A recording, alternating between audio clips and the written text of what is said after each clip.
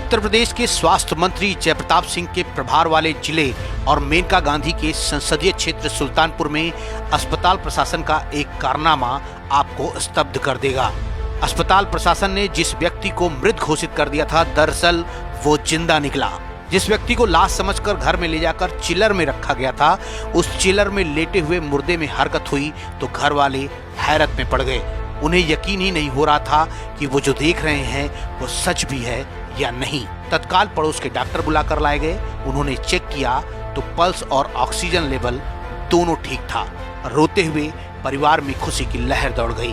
तत्काल एम्बुलेंस बुलाई गई और चिलर से उठाकर उस व्यक्ति को इलाज के लिए लखनऊ ले जाया गया, लेकिन 7 घंटे बाद ही उस व्यक्ति की मौत हो गई।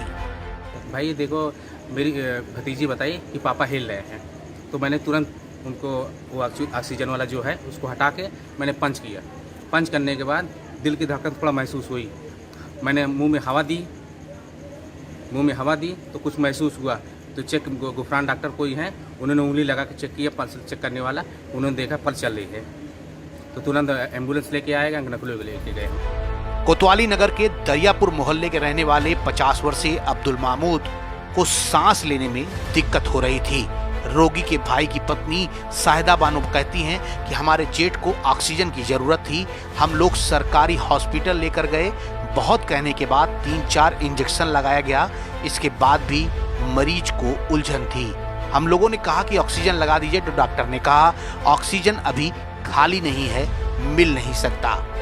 मजबूरन हम लोगों को सरकारी हॉस्पिटल लेकर जाना पड़ा था। फिर उन्होंने चेस्ट पर पंप करके कहा कि ये एक्सपायर हो गए हैं। हम लोग यहाँ से सरकारी हॉस्पिटल लेकर गए।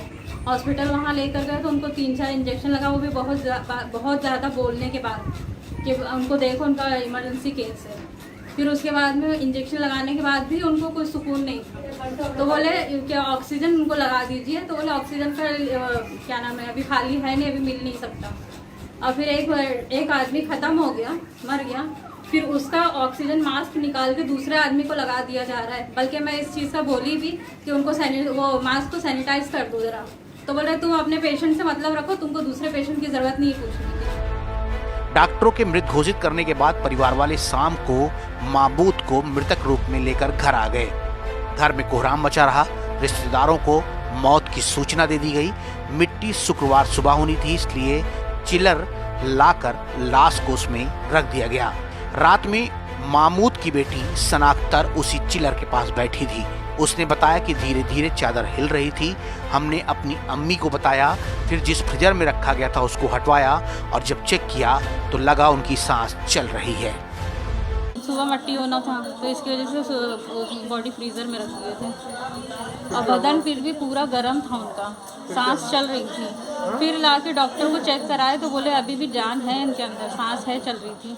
पल्स चेक करे, वो हाथ में लगा के जो RP चेक करते वो चेक करे, तो सब चेक करके देखे तो बोले अभी पल्स चल रही है, इनकी जान है अभी। धीरे धीरे चादर हिल रही थी तो आपने अपनी अम्मी को बताया, तो फिर जल्दी से उसको फ्रीजर में रखे तो ऊपर का उसको हटवाया, तो फिर चेक हुआ, तो फिर धीरे धीरे ऑक्सीजन भी आया और पल्स रेट भी आ गई। इस मामले को लेकर तुरंत ही एम्बुलेंस बुलाई गई और उन्हें लेकर लखनऊ भेजा गया। हालांकि लखनऊ में उनकी मौत हो गई।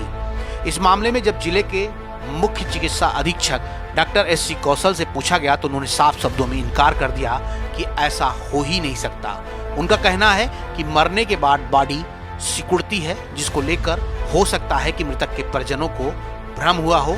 हालांकि इस मामले में वो जांच की बात कह रहे हैं। इस तरह का मामला आप लोगों के द्वारा मेरे संज्ञान में लाया गया है कि कोई व्यक्ति थे जिनकी चिकित्सालय में आकर के मृत्यु हो गई थी। बाद में परिजनों ने बताया कि शायद वो जीवित थे, लेकिन वास्तव में ऐसा नहीं है, क्योंकि वो अगर जीवित होते तो उनको चिकित्सालय लाना चाहिए था।